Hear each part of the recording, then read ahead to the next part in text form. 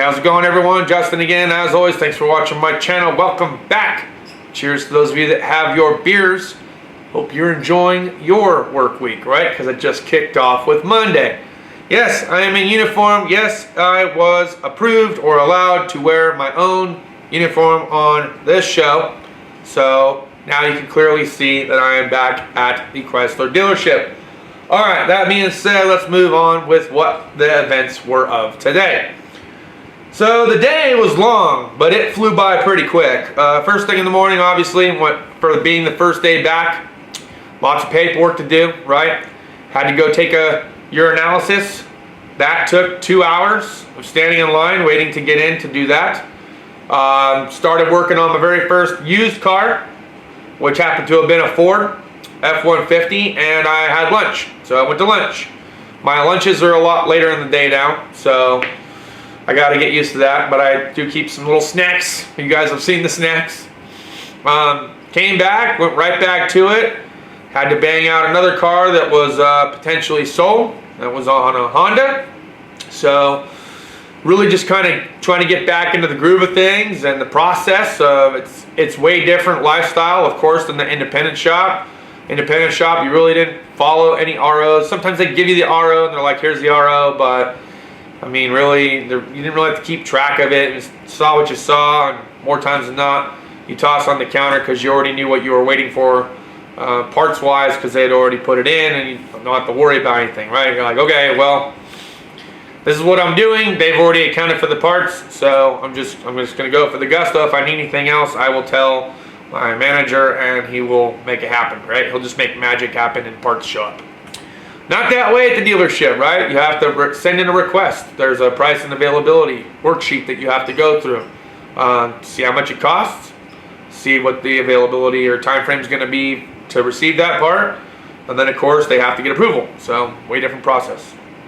All right, things that I forgot at the house. My huge Cornwell pry bar. Okay, you guys have probably seen this in videos from the side of 56 US General when I was moving everything around.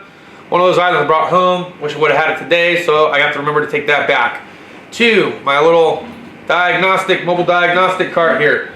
It's kind of in a rush this morning. Didn't get that loaded up, but I'll be loading that up and taking it with me as well.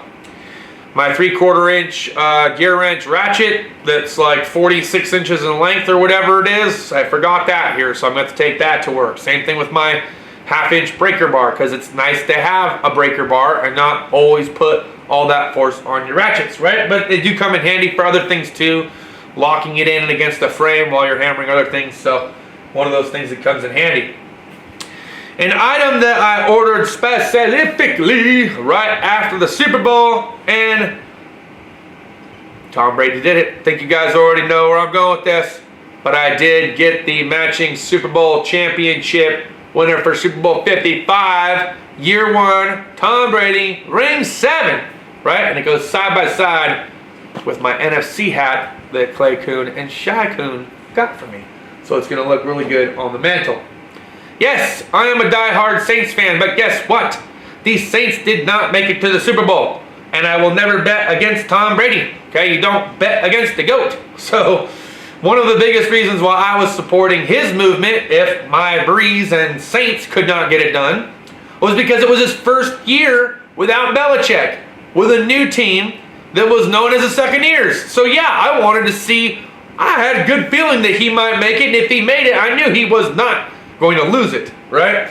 So it is what it is. At any rate, enough football talk, because most of you don't care. Some of you do, because well, you're my boys, and we like football. All right, I did make a little pit stop to the depot. So I was working on this F-150 was telling you guys about. Little project that I got going on. It's a leveling kit that I was installing. Well, at any rate, ended up stuck with this sway bar link that was kind of stuck, and it just kind of wanted to freewheel. I do not know if they have a oxyacetylene torch. My guess is they do. I didn't get around to asking, so tomorrow if they got that, sweet, I'll go that direction. If they don't, there was something else I was thinking about. So you guys know I had the Makita little 12 bolt, and for Jeep exhaust hardware, I did a video a while back at the independent shop where I had to get in there and cut it. light and weight, really got in there good. I started thinking about it, I was like, yeah, but if I have to sit there and saw too long, because it's a little 12 bolt, it did get the job done, but man, that sucker got hot quick. So I wanted to make sure, since I do not currently have a Sawzall other than that one, I thought maybe I'd go and see what DeWalt had. So I ended up picking up the DeWalt 20 volt brushless with flex volt advantage from the Home Depot. So it says it'll fit my DeWalt batteries. That's what I'm gonna run. All right, so those are my Home Depot pickups. My wife was so kind to save me a piece of my birthday brownie. I will make sure to take that to work as well. I forgot to take my gear wrench gloves with me because I need some mechanics gloves as well. So I gotta take those. Obviously we picked up beer. All right, one of the things I'm not sure if it's gonna work out yet or not, but I'm kind of hoping it will. So for dealer techs, most everybody has their own tablet or computer or something like that. So that way they can put the information in and send parts requests, things like that. I have the Snap-on Zeus, which is Windows based, and it does have a capability of being able to log into said programs. So to make life easier, thought I would go ahead and pick up a cheap of the cheap Walmart special here keyboard. I think that was only like 40 bucks, and I found this mouse, which I think was maybe 30 or something like that. Little wireless mouse. I'm hoping that I can plug the USBs into the charging dock, and it'll let me do what I gotta do on the diagnostic tablet. Worst case scenario, I know that I can use the laptop, the keyboard. I know I can plug that into the scan tool, and I can use it for sure. But the mouse, I don't know if it'll let me. So I'm really hoping that the USBs down the bottom of the dock are not just for charging, but maybe they're interactive with the scan tool since it's all plugged in, right? Well, we can see. We hope.